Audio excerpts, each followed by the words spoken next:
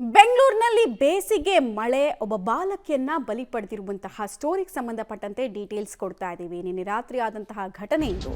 ಮರ ಬಿದ್ದು 3 ವರ್ಷದ ಬಾಲಕಿ ದುರ್ಮರಣವನ್ನ ಹೊಂದಿದ್ದಾರೆ. ಮರ ಬಿದ್ದು ಗಂಭೀರವಾಗಿ ರಕ್ಷಾ ಸಾವನ್ನಪ್ಪಿದ್ದಾರೆ. ಪುಲಕೇಶಿ ನಗರ ಪೊಲೀಸ್ ಠಾಣೆಯಲ್ಲಿ ಈ ಕುರಿತಂತೆ ಯುಡಿಆರ್ ಪ್ರಕರಣ ದಾಖಲಾಗಿದೆ. ಯುಡಿಆರ್ ಅಂದರೆ ಸಾಮಾನ್ಯವಾಗಿ ಅಸಹಜ ಸಾವು ಕೇಸ್ಗೆ ಸಂಬಂಧಪಟ್ಟಂತೆ ದಾಖಲಾಗುವಂತಹ ಸೆಕ್ಷನ್ಸ್. ಬೌರಿಂಗ್ ಆಸ್ಪತ್ರೆಯಲ್ಲಿ ಬಾಲಕಿಯ ಮರಣೋತ್ತರ ಪರೀಕ್ಷೆನ ಸದ್ಯಕ್ಕೆ ನಡೆಸಲಾಗ್ತಾ ಇದೆ ಅನ್ನೋದರ ಡೀಟೇಲ್ಸ್ ಸಿಗ್ತಾ ಇದೆ. ಆಸ್ಪತ್ರೆ ಬಳಿನೇ ಬಾಲಕಿಯ ಪೋಷಕರ ಆಕ್ರಂದನ ಕೂಡ ಮುಗಿಲು ಮುಟ್ಟಿದೆ. ಪೋಸ್ಟ್ಮಾರ್ಟಂನ ನಂತರ ಕುಟುಂಬಸ್ಥರಿಗೆ ಶವವನ್ನು ಹಸ್ತಾಂತರ ಮಾಡುವಂತಹ ಕೆಲಸ ಆಸ್ಪತ್ರೆ ವೈದ್ಯರಿಂದ ಆಗುತ್ತೆ. ಹೀಗಾಗಿ ವೆಯ್ಟ್ ಮಾಡ್ತಾ ಇದ್ದಾರೆ. 3 ವರ್ಷದ ಮುದ್ದಾದ ಕಂದಮ್ಮನನ್ನು ಕಳ್ಕೊಂಡಂತಹ ತಂದೆ ತಾಯಿ ಹೆತ್ತೊಡಲು ಈಗ ಹಿಡಿ ಶಾಪವನ್ನು ಒಂದು ವಿಧಿಗೂ ಹಾಕ್ತಾ ಇದ್ದಾರೆ. ಇನ್ನೊಂದು ಕಡೆಗೆ ಅಧಿಕಾರಿಗಳ ನಿರ್ಲಕ್ಷ್ಯಕ್ಕೆ ಸಂಬಂಧಪಟ್ಟಂತೆ ಕೂಡ ಪ್ರಶ್ನೆ ಇದೆ. ಆ ಫೋಟೋ ನೋಡ್ತಾ ಇದ್ದೀರಲ್ಲ, ಜಸ್ಟ್ 3 ವರ್ಷದ ಬಾಲಕಿ ರಕ್ಷಾ ತಂದೆಯ ಮಡಿಲಲ್ಲೇ ಸಾವನ್ನಪ್ಪಿದ್ದು ಇನ್ನೂ ದೊಡ್ಡ ದುರಂತ. ಯಾವ ತಂದೆ ತಾಯಿನೂ ಬಯಸದಂತಹ ಗಳಿಗೆ ನಿನ್ನೆ ರಾತ್ರಿ ಪಾಪ ಅವ್ರ ತಂದೆಗಾಗಿದ್ದು ಆ ಗಿಲ್ಟ್ ಇರುತ್ತಲ್ಲ, ಅವ್ರಿಗೆ ವರ್ಷ ಪೂರ್ತಿ ಕಾಡ್ತಾ ಇರತ್ತೆ. ಅವ್ರಿರೋ ತನಕ ಕೂಡ ಆ ಗಿಲ್ಟ್ ಕಾಡ್ತಾನೆ ಇರುತ್ತೆ. ಕಣ್ಮುಂದೆನೇ ಮಗಳು ಸಾವನ್ನಪ್ಪಿದ್ಲು, ಏನೂ ಮಾಡೋಕ್ಕಾಗಲಿಲ್ಲ ಅಂತ. ಯೂಶಲಿ ತಂದೆ ತಾಯಿಗೆ ಈ ಅಸಹಾಯಕ ಪರಿಸ್ಥಿತಿಯಲ್ಲಿ ತಮ್ಮನ್ನು ತಾವು ನೋಡ್ಕೊಳ್ಳೋದು ಮಕ್ಕಳ ವಿಚಾರದಲ್ಲಂತೂ ಸಹಿಸಕ್ಕೆ ಆಗಲ್ಲ ಅವ್ರಿಗೆ. ಇದ್ರಲ್ಲಿ ನೋಡಿ, ವಿಧಿಯ ಶಾಪ ಸುಂದರ ಸಂಸಾರದ ಖುಷಿಯನ್ನೇ ಕಿತ್ಕೊಂಡ್ಬಿಟ್ಟಿದೆ. ಪೋಷಕರು ಆಕ್ರಂದಿಸ್ತಾ ಇರುವಂತಹ ರೀತಿ ನೋಡಿದ್ರೆ ನಿಜಕ್ಕೂ ಮನ ಕಲಕುತ್ತೆ. ಅವಾಗ ಕರೆಂಟ್ ಇಲ್ಲ, ನಾ ಬರುವಾಗ ನನ್ಗೆ ಗೊತ್ತಿಲ್ಲ. ಅದು ಮಳೆ ಬಂದುಬಿಟ್ಟಿದೆಲ್ಲ, ಕರೆಂಟ್ ಇಲ್ಲ. ಅದು ಹೆಂಗೆ ಬಿತ್ತು ಅಂತ ಗೊತ್ತಿಲ್ಲ. ಅದಕ್ಕೆ ಒಣದೋಗಿರೋದ ಹಸಿದಂತ ನನಗೆ ಗೊತ್ತಿಲ್ಲ. ಅದು ಸರ್, ಆ ಬಿದ್ದು ಕೂಡಲೇ ಮಗು ಇದ್ದಕ್ಕಿದ್ದಂತೆ ಫುಲ್ಲು ಬ್ಲಡ್ ಇದಾಗಿತ್ತ ಸರ್, ಅಥವಾ ಮಾತನಾಡೋ ಸ್ಥಿತಿಯಲ್ಲಿ ಇಲ್ಲ, ಬೆಡ್ ಬಂತು ಹಂಗೆ. ಅದೇ ಪಕ್ಕದಲ್ಲಿರೋರು ನಂಗೆ ಗೊತ್ತಿಲ್ಲ ಕರೆಕ್ಟಾಗಿ. ಪಕ್ಕದಲ್ಲಿ ಇದ್ರು, ಆಪೋಸಿಟ್ ಹೋಟೆಲ್ ಇತ್ತು, ಎಲ್ಲ ಕರ್ಕೊಂಡ್ಬಂದ್ರು ಹಂಗೆ. ಮರ ಬಿದ್ದ ಮೇಲೆ ಇವರು ಕಾನ್ಸೆಂಟ್ ಇದಿಲ್ಲ, ಮಗುಗೂ ಇದಾಗಿಲ್ಲ. ಸಲಿಯರ್ ಬಿದ್ದಾಗ ಮಗು ಏನು ಇದ್ದಿಲ್ಲ ಅಂತಲ್ಲೇ ಮರ ಕೊಂಬು ಬಂದು ತಲೆ ಒಳಗೆ ಹೋಗ್ಬಿಟ್ಟಿತ್ತು. ಮೆದ್ಲು ಟಚ್ ಆಗಿರೋದ್ರಿಂದ ಮಗು ಅಲ್ಲಿ ಸ್ಪಾಟಲ್ಲಿ ಹೋಗಿದೆ. ಆಮೇಲೆ ಅಲ್ಲಿಂದ ಅಲ್ಲಿ ಸ್ಟೇಷನ್ ಹತ್ರ ಕರ್ಕೊಂಡ್ಬಂದಿದ್ದಾರೆ. ಅಲ್ಲೇ ಕ್ಲಿನಿಕಲ್ಲಿ ತೋರಿಸಿದ್ದಾರೆ. ಮಗು ಇಲ್ಲಿ ಅಂತೂ ದೊಡ್ಡದು ಇದಿಲ್ಲ, ಬೋರಿಂಗ್ ದೊಡ್ಡ ಹಾಸ್ಪಿಟ್ಲ್ಗೆ ಹೋಗಿ ಹೇಳಿರೋದ್ರಿಂದ ಬೋರಿಂಗ್ ಹಾಸ್ಪಿಟ್ಲ್ ಕರ್ಕೊಂಡ್ಬಂದಿದ್ದಾರೆ. ಅಲ್ಲಿ ಬಂದಮೇಲೆ ಇಲ್ಲಿ ನಮಗೂ ನನ್ನ ಗೊತ್ತಾದ್ಮೇಲೆ 9ವರೆಗೆ ಬಂದಿದ್ದೆ.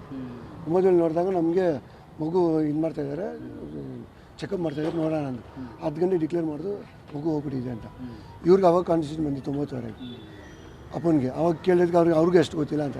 ನನ್ನ ಮಗುಗೆ ಐಸ್ ಕೊಡಿಸಿ ಮುಂದೆ ಹೋಗ್ತಾಯಿದ್ದೆ, ಗಾಡಿ ಮೇಲೆ ಮರ ಬಿತ್ತು ಅಷ್ಟೇ ಗೊತ್ತಿರೋದು. ಇದು ನಮಗೆ ಸಾರ್ವಜನಿಕರಿಗೆ ತುಂಬ ತೊಂದರೆ ಆಗ್ತಿದೆ. ಮರಗಳನ್ನ ಅಲೆಮರೆಗಳು, ಒಣಗಿನ ಮರ, ಹಸಿ ಮರಗಳು ಬುಡ ಸಮೇತ ಮೇಲೆ ಬಂದಿರೋದ್ರಿಂದ ಸ್ವಲ್ಪ ದಯವಿಟ್ಟು ಕಟ್ ಮಾಡಿ. ಅವ್ರದ್ದು ಏನಂತ ಸರ್ಕಾರ ಬರ್ತಾಯಿದೆ ಹೋಗ್ತಾ ಇರ್ತದೆ, ಅದರಿಂದ ಅವರು ಕೇರ್ ತೊಗೊಳಲ್ಲ. ಪಬ್ಲಿಕ್ ಏನೇನೋ ಆಗಲಿ, ನಾವು ಮಾಡೋ ಕೆಲಸ ನಾವು ಮಾಡ್ತೀವಿ ಅಂತ. ಮರಗಳು ಮೇಲೇನೇ ಬರಲಿ ಕೆಳಗನೆ ಇರಲಿ, ಅವ್ರಿಗೆ ಅವ್ರ ಸೇಫ್ಟಿಗೆ ಇರ್ತಾರೆ. ಹೋಗೋರು ಬರೋರು ನಾವು ಪಬ್ಲಿಕ್. ಡೀಟೇಲ್ಸ್ ಕೊಡ್ತಾರೆ. ನೇರ ಸಂಪರ್ಕದಲ್ಲಿ ಜಾಯ್ನ್ ಆಗ್ತಾ ಇದ್ದಾರೆ ಪ್ರಕಾಶ್. ವ್ಯವಸ್ಥೆಯ ನಿರ್ಲಕ್ಷ್ಯಕ್ಕೆ ಮತ್ತೊಂದು ಮುದ್ದಾದ ಮಗು ಜೀವವನ್ನು ತೆತ್ತಿರುವಂತಹ ವಿಚಾರ. ಸೊ ಪೋಸ್ಟ್ ಮಾರ್ಟಮ್ ಇನ್ನೂ ಎಷ್ಟು ತನಕ ಆಗುತ್ತೆ, ಮೃತದೇಹವನ್ನು ಎಷ್ಟೊತ್ತಿಗೆ ಹಸ್ತಾಂತರ ಮಾಡ್ತಾರೆ, ಒಂದು ಪ್ರಶ್ನೆ. ಎರಡನೇದು, ಈ BBMP ಮಾನ್ಸೂನ್ಗೂ ಮುಂಚೆ ಒಂದು ಮೀಟಿಂಗನ್ನು ಮಾಡುತ್ತೆ ಅಪಾಯಕಾರಿ ಮರಗಳನ್ನು ಮಾರ್ಕ್ ಮಾಡೋದಕ್ಕೆ ಸಂಬಂಧಪಟ್ಟಂತೆ ಅದನ್ನು ತೆರವುಗೊಳಿಸೋದಕ್ಕೆ. ಈ ಸಲ ಏನು ಮೀಟಿಂಗ್ ಆಗಿರಲಿಲ್ವಾ, ಅಥವಾ ಇದೇನಾದರೂ ಅಪಾಯಕಾರಿ ಮರ ಅಂತ ಗುರುತಿಸಲ್ಪಟ್ಟಿತ್ತಾ? ಮರ ಬಿದ್ದಂಥ ಸಂದರ್ಭದಲ್ಲಿ ದೃಶ್ಯ ಸಿಕ್ಕಿರುತ್ತಲ್ಲ, ಸೊ ಏನೇನು ಮಾಹಿತಿ ಇದೆ, ಅಧಿಕಾರಿಗಳ ನಿರ್ಲಕ್ಷ್ಯ ಯಾವ ರೀತಿ ಕಾಣಿಸ್ತಾ ಇದೆ ಇದರಲ್ಲಿ? ಮಮತಾ, ಸಂಕಟ ಅಂತ ಅನ್ಸುತ್ತೆ. ನಿಜಕ್ಕೂ ಕೂಡ ತಂದೆಯ ಕಣ್ಣು ಮುಂದೆನೆ ಮಗು ಪ್ರಾಣ ಬಿಡುತ್ತೆ ಅಂತ ಹೇಳಿದ್ರೆ ನಿಜಕ್ಕೂ ಕೂಡ ಅದನ್ನು ಅರಗಿಸಿಕೊಳ್ಳೋದಕ್ಕೂ ಕೂಡ ಆಗೋದಿಲ್ಲ. ಈ ಸಾವಿಗೆ ನೇರ ಹೊಣೆ BBMPಯ ಆಯಾ ವಲಯದ ಅರಣ್ಯ ವಲಯದ ಇಂಜಿನಿಯರ್ಗಳೇ ಕಾರಣ ಆಗ್ತಾರೆ. ಆಯಾ ವಲಯಗಳಲ್ಲಿ ಎಲ್ಲೆಲ್ಲಿ ಮರಗಳನ್ನು ತೆರವು ಮಾಡಬೇಕು ಅನ್ನುವಂತಹ ಮಾಹಿತಿ ಅವ್ರಿಗೆ ಇರುತ್ತೆ. ಜೊತೆಗೆ ಅವುಗಳನ್ನು ಪರಿಶೀಲನೆ ಮಾಡ್ಲಿಕ್ಕಂತಾನೆ ಅವ್ರಿಗೆ ತಿಂಗಳಿಗೆ ಸಂಬಳ ಕೊಡ್ತಾರೆ. ಅದನ್ನು ಕೂಡ ಅವ್ರಿಗೆ ಮಾಡೋದಕ್ಕೆ ಆಗೋದಿಲ್ಲ ಅಂತ ಹೇಳಿದ್ರೆ ಮತ್ತೆ ಯಾಕೆ ಅವರು ಇರಬೇಕು ಅನ್ನುವಂತಹ ಜನಾಕ್ರೋಶಗಳು ಕೂಡ ಈಗ ವ್ಯಕ್ತವಾಗ್ತಾ ಇದ್ದಾವೆ. ಜೊತೆಗೆ ಆ ಮುದ್ದಾಗಿರುವಂತಹ ಸಂಸಾರ, ಆ ಸಂಸಾರದ ಆ ಖುಷಿಯ ಕ್ಷಣಗಳನ್ನೇ ಈ ಒಂದು ದುರಂತ ಕಿತ್ತುಕೊಂಡಿದೆ. ಒಂದು ಮಗು ಆಗಿತ್ತು. ಮಗು ಆದ ಬಳಿಕ 8 ವರ್ಷ ಆದ ಬಳಿಕ ಈ ಮೃತಪಟ್ಟಿರುವಂಥ ಬಾಲಕಿ ಏನಿದ್ದಾರಲ್ಲ ಆ ಮಗು ಆಗಿತ್ತು. ಅಂದರೆ ಆ ಮಗು ನಿನ್ನೆ ಮನೆಯಿಂದ ಐಸ್ ಕ್ರೀಮ್ ಕೇಳಿತ್ತು ತಂದೆಗೆ. ಆಗ ಆ ಮನೆಯಿಂದ ಹೊರಗಡೆ ಬಂದು ಐಸ್ ಕ್ರೀಮನ್ನು ಸವಿದು ಮತ್ತೆ ವಾಪಸ್ ಮನೆಗೆ ಹೋಗ್ತಾ ಇದ್ರು.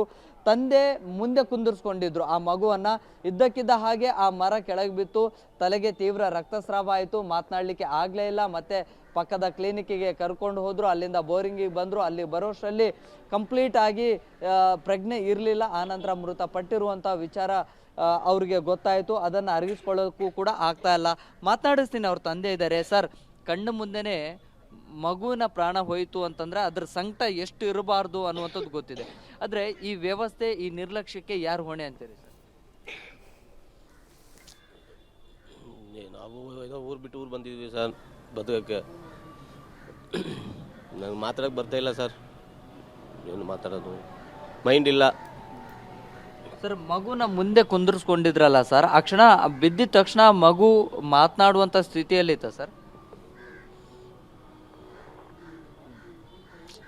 ಮೈಂಡ್ ಇಲ್ಲ ಸರ್. ಬಹುಶಃ ಅವ್ರಿಗೆ ಮಾತನಾಡ್ಲಿಕ್ಕೂ ಕೂಡ ಆಗೋದಿಲ್ಲ, ತುಂಬ ಸಂಕಟ ಅಂತ ಅನ್ಸುತ್ತೆ. ಅವ್ರ ಸ್ನೇಹಿತರು ಎಲ್ಲರೂ ಕೂಡ ಇದ್ದಾರೆ. ಅವರು ನೇರವಾಗಿ ಅವರ ಪೋಷಕರನ್ನ ಕರೆದುಕೊಂಡು ಬಂದು ಮತ್ತೆ ಅವ್ರಿಗೆ ಸಾಂತ್ವನ ಹೇಳುವಂಥದ್ದು ಅದೆಲ್ಲವನ್ನು ಕೂಡ ಮಾಡಿದ್ರು.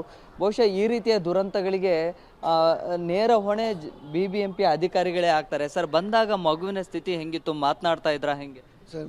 ಮಗು ಮರ ಬಿದ್ದ ತಕ್ಷಣ ಸ್ಪಾಟಲ್ಲಿ ಹೋಗಿದೆ. ಮಗುಗೆ ಏನು ಇದ್ದಿಲ್ಲ. ಮೂಗು, ಬಾಯಿ, ಕಿವಿಯಲ್ಲೆಲ್ಲ ರಕ್ತ ಬರ್ತಾಯಿತ್ತು. ತಲೆಗೆ ಚುಚ್ಕೊಂಡಿದ್ರೆ ತಲೆಯಿಂದ ಬೇರೆ ರಕ್ತ ಬರ್ತಾಯಿತ್ತು. ಸ್ಪಾಟಲ್ಲಿ ಹೋಗಿದ್ದಾರೆ ಅಂದರು. ಇದು ಪೂರಾ ನಿರ್ಲಕ್ಷ್ಯ ಇಂಜಿನಿಯರ್ಗಳಿಂದ, BBMP ಇಂಜಿನಿಯರ್ ಅವ್ರದ್ದು. ಮಾತಾಡಿದ್ರೆ ಪರಿಹಾರ ಕೊಡ್ತೀನಿ ಅಂತಾರೆ. ಪರಿಹಾರ ನಾವು ತೊಗೊಬೋದು. ಪರಿಹಾರ ಮುಖ್ಯ ಅಲ್ಲ, ನಾವು ಬೇಕಾದ್ರೆ ಕೊಟ್ಬಿಡ್ತೀವಿ. ಅವ್ರು ತುಂಬ ಹಿಂಸೆ ಆಗ್ಬಿಟ್ಟಿದೆ. ಒಬ್ಬಳೇ ಮಗಳು ಇರೋದ್ರಿಂದ ನಮಗೆ ಇಲ್ಲ ತೊಂದರೆ ಆಗಿರೋದು.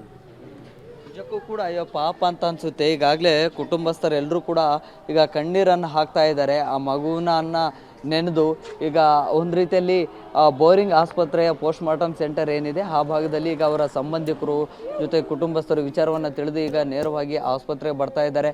ಒಂದು ರೀತಿಯಲ್ಲಿ ಆಕ್ರಂದನ ಮುಗಿಲು ಮುಟ್ಟಿದೆ.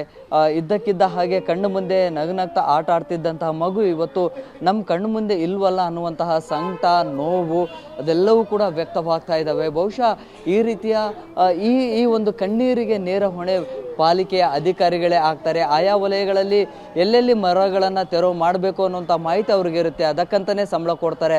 ಆದರೆ ಅಷ್ಟೊಂದು ನಿರ್ಲಕ್ಷ್ಯತನವನ್ನು ವಹಿಸಿರುವಂಥ ಕಾರಣದಿಂದಾಗಿ ಈ ರೀತಿಯ ದುರಂತ ಆಗಿದೆ. ಈ ಹಿಂದೆ ಕೂಡ ಸಾಕಷ್ಟು ಪ್ರಕರಣಗಳಾಗಿದ್ದಾವೆ, ದುರಂತಗಳಾಗಿದ್ದಾವೆ. ಹಾಗಿದ್ದರೂ ಕೂಡ ಪಾಲಿಕೆ ಅಧಿಕಾರಿಗಳು ಎಚ್ಚೆತ್ತುಕೊಳ್ಳುವಂತಹ ಕೆಲಸವನ್ನು ಮಾಡೋದಿಲ್ಲ, ಅಮಾಯಕ ಜೀವಗಳನ್ನು ಕೊಲ್ಲುವಂತಹ ಕೆಲಸವನ್ನು ಮಾಡ್ತಾ ಇದ್ದಾರೆ ಅನ್ನುವಂತಹ ಆಕ್ರೋಶವನ್ನು ಕೂಡ ಕುಟುಂಬಸ್ಥರು ವ್ಯಕ್ತಪಡಿಸ್ತಾ ಇದ್ದಾರೆ. ಈಗ 10 ಗಂಟೆಯ ನಂತರ ಮರಣೋತ್ತರ ಪರೀಕ್ಷೆ ಆರಂಭ ಆಗುತ್ತೆ. ಅದಾದ ಬಳಿಕ ಮೃತ ಬಾಲಕಿಯ ಪಾರ್ಥಿವ ಒಂದು ಶರೀರವನ್ನು ಕುಟುಂಬಸ್ಥರಿಗೆ ಹಸ್ತಾಂತರ ಮಾಡುವಂಥ ಒಂದಿಷ್ಟು ಪ್ರಕ್ರಿಯೆಗಳು ಕೂಡ ಆರಂಭ ಆಗುತ್ತೆ ಮಮತಾ.